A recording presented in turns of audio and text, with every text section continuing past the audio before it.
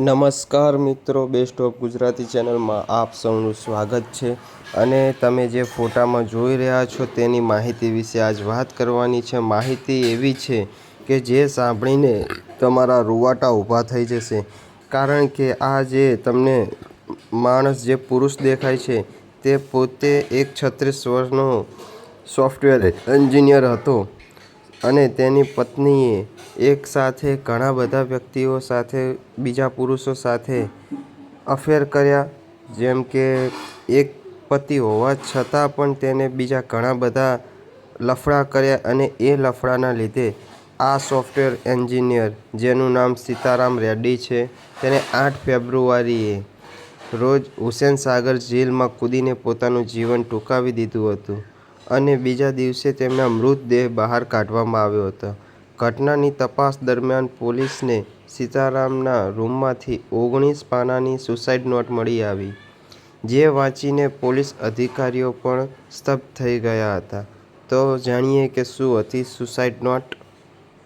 સીતારામ રેડ્ડીએ નોટમાં લખ્યું હતું કે છેલ્લા 1.5 વર્ષથી તેમની પત્ની રેણુકા 3 અલગ અલગ પુરુષો સાથે ગેરકાયદેસર સંબંધો હતા. હદ તો ત્યારે થઈ ગઈ જ્યારે રેણુકાએ તેના એક પ્રેમી સાથેનો અંગત વિડીયો ઇન્સ્ટાગ્રામ પર શેર કર્યો. આ વિડીયો જોયા બાદ સીતારામ ભારે માનસિક તણાવમાં આવી ગયા હતા. તેમની ગેરહાજરીમાં પત્નીના પ્રેમીઓ ઘરે આવતા હતા.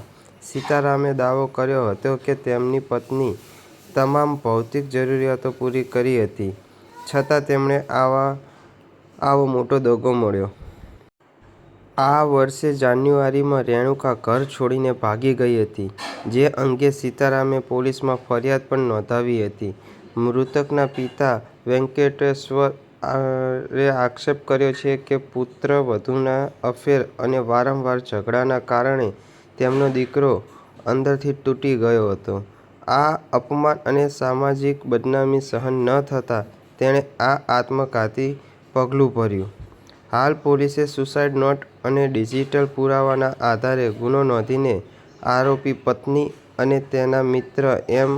રમણા રેડ્ડીની અટકાયત કરી છે અને આગળની તપાસ હાથ ધરી છે. આ ઘટના હૈદરાબાદમાં બનેલી છે. મિત્રો, આવી પત્ની જે પોતાનો પતિ એક સોફ્ટવેર એન્જિનિયર હતો અને જે એની તમામ જરૂરિયાતો પૂરી કરતો હતો, છતાંય આવી પત્ની જેને 3 અફેર હતા. અને હદ તો ત્યારે થઈ ગઈ કે જ્યારે જેની જોડે અફેર હોય અને પોતાના પતિને એ વિડીયો જોવે તો શું હાલત થાય એવું વિચાર્યા વગર તેને અંગત વિડીયો અપલોડ કરી દીધા હતા પોતાના પ્રેમી સાથેના. અને આ વિડીયો જોઈને સીતારામ રેડ્ડીએ આપઘાત કર્યો છે. અને આ યુવક માટે ઓમ શાંતિ, ભગવાન તેમની આત્માને શાંતિ આપે. પરંતુ આ જે પત્ની છે એના ઉપર એવી કાર્યવાહી થવી જોઈએ કે આખા દેશભરમાં કોઈ પણ સ્ત્રી આવું પગલું ભરતા વિચારે. કારણ કે દર વખતે જ્યાં જુઓ ત્યાં પુરુષનો જ વાંક કાઢવામાં આવે છે. પણ અમુક સ્ત્રી આવી પણ હોય છે, અમુક મહિલા આવી પણ હોય છે જે પોતાના પતિને કોડીના ભાવે રાખતી હોય છે. અને આ એક સોફ્ટવેર એન્જિનિયર હતો એટલે તમે સમજી શકો છો કે એની સાથે બધી જ વસ્તુ હોઈ શકે, પૈસો, બંગલો, ગાડી બધું જ હોઈ શકે.